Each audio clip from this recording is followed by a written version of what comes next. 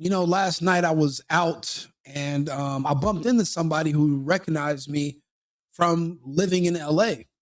And they were like, "Oh, hey, what are you doing out here? I thought you were in LA." And I was like, "No, I left LA 2 years ago." And they were like, "Oh, really? Why? The cost of living?" And I just looked at her crazy.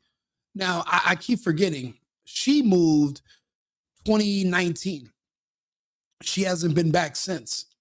So she doesn't know about all the death and destruction and murder that happened during the lockdown, the scamdemic, vaccine passports, no police because of the George Floyd riots. She doesn't remember any of it. She didn't live through it. She was safely in Arizona in her enclave of freedom. Doug Ducey protected people in Arizona. She doesn't know. The same way Greg Abbott protected the people of Texas and DeSantis, people of Florida, and so on. So she doesn't know. And I was like, well, no, LA is gone. There is no more California. California is gone. My city, my hometown of Los Angeles is gone. It's long gone. They might as well change the name. It's not there. The city I grew up in, it's not there anymore. Some of the remnants are there, but everything's closed. There's no new businesses reopening. A lot of people are gone. The only people that are there are either trans, gays, or blacks. Because the only people that like living in a dangerous urban jungle of psychotic madness are gays, blacks, and illegals. Basically, people who they don't mind the crime because they're probably a part of it. But I'll give you another example of a professional criminal, and he's bragging about why he loves California. If you want to do crime, come here, bro. There's hella crime. You will not get caught, straight up. And look here. You can see the man reach into this blue SUV where it looks like there is someone inside. There's a hand right there, and you can hear someone screaming. This is Brucey. This is the moment more than 20 masked and hooded people stormed into Heller Jewelers in broad daylight Monday. U.S. News and World Report ranking Oakland as the second most dangerous place in America. Do you think every adult you know has been robbed at least once around here? So was it worth putting a baby at gunpoint simply to get a couple sweatshirts? Folks, this is Oakland, California, a city dominated by robberies, theft, and in-your-face crime. Hard to control when there's a budget crisis, right? The cities are out of money. Police departments are outnumbered. No. You guys are Democrats. You're liberals. You voted against funding the police. You voted to give more money to LGBTQ and trans causes to manipulate and mutilate children. You didn't care about the bottom line. And why? How did you not know that without police, eventually you are going to have a problem with crime? That seems pretty self-evident. So now everyone in California is trying to figure out what's going on. But there's no way you can be that dim. There's no way you can be that dumb that you don't realize you put yourself in this situation. I remember it was about May of 2020. None of my friends, we had all pretty much decided we weren't paying rent. The rent moratorium started in April. It lasted. Now, I told everybody, a lot of my friends were like, no, I'm going to still pay rent. I was like, you're wasting your time. They were like, well, no, this might be over next month. I said, California is the fourth largest economy in the world. It was number 3 at the time. This is a moving bullet train. You cannot stop a bullet train on the drop of a dime and think that all the carts attached to the rest of the behind the train are not going to crash. Then a train of that size, you can't just start it up again and it just instantly takes off. I said, this is going to last for years. So there's no point in paying your rent. There's something going on. So a lot of people, they waited around. But I told them, if you're not going to pay your rent, save your money, because eventually you're going to need that money to escape. Whatever they're doing here in California, I'm calling around. Arizona's open. Texas is open. Florida's open. These other big states are open. Conservative red states are open, but the blue states are closed. This is before I got into the political fray. Now I'm a controversial commentator, but I wasn't before. I thought no matter who was the president or who was the governor, nothing matters. Most people, you think about it, until the year 2020, like 90% of Americans, we had never even heard the name of our governor. We never cared. No matter who was the governor, everything was the same. Until one day it wasn't the same anymore.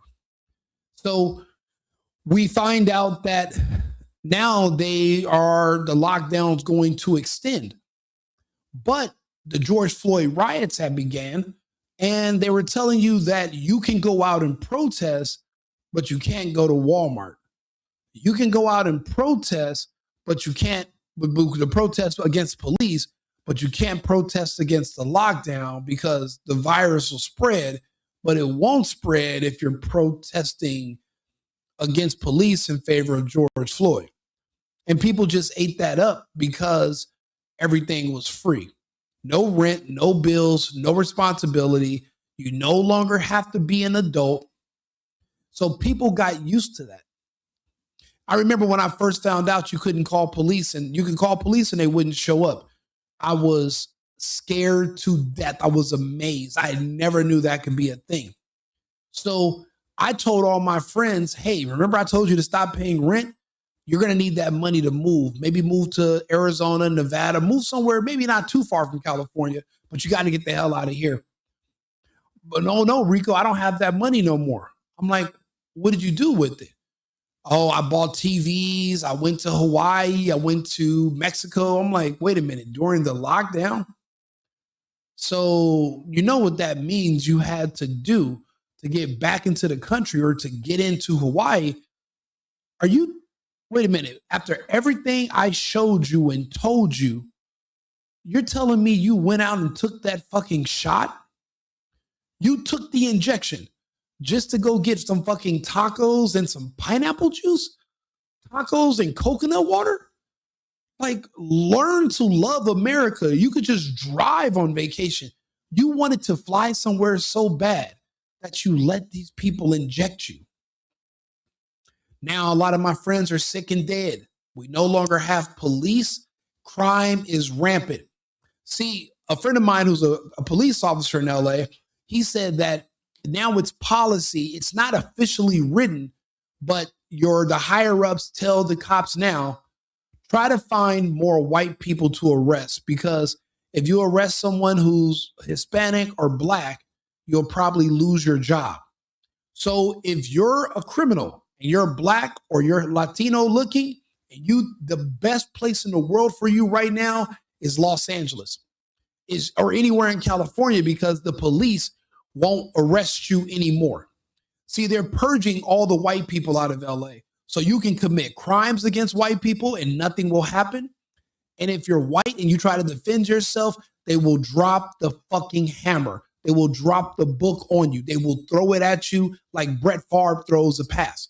You are cooked if you're white, especially if you're a straight white man. Now, if you're a gay white man, you're no longer white. You're just gay.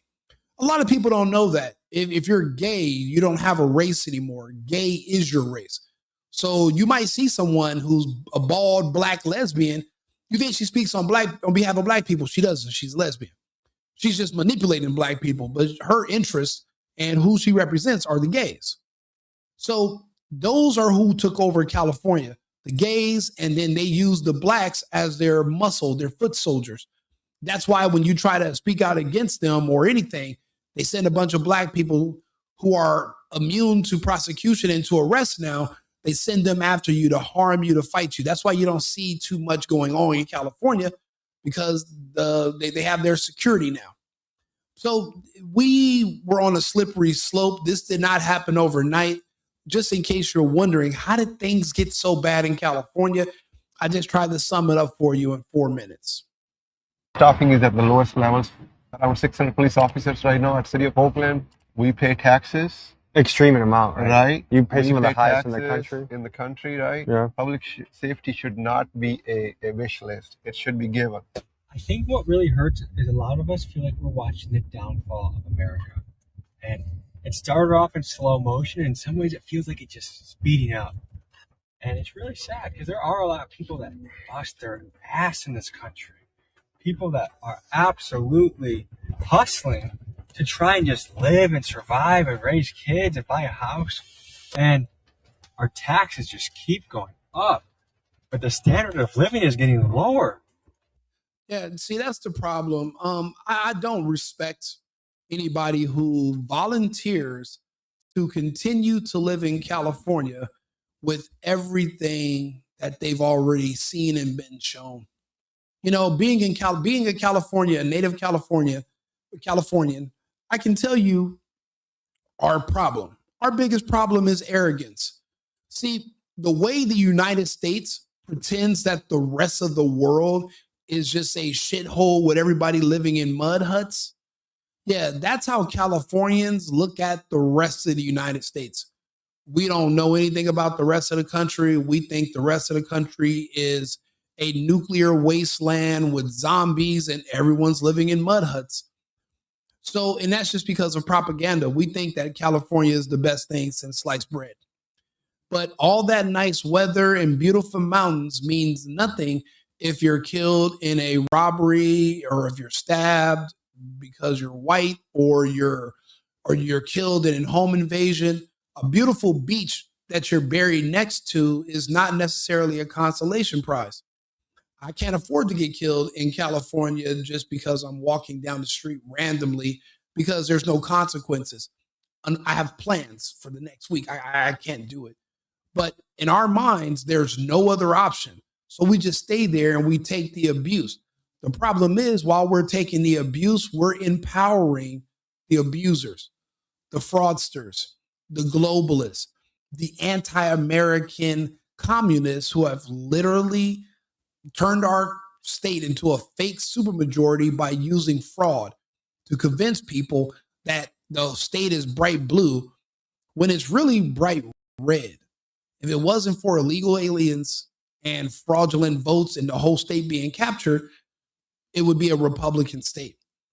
But you don't know that because of the fraud. And if you try to go against the fraud, then all of a sudden, magically, a bunch of blacks and gays will attack you. But that's the only base in California.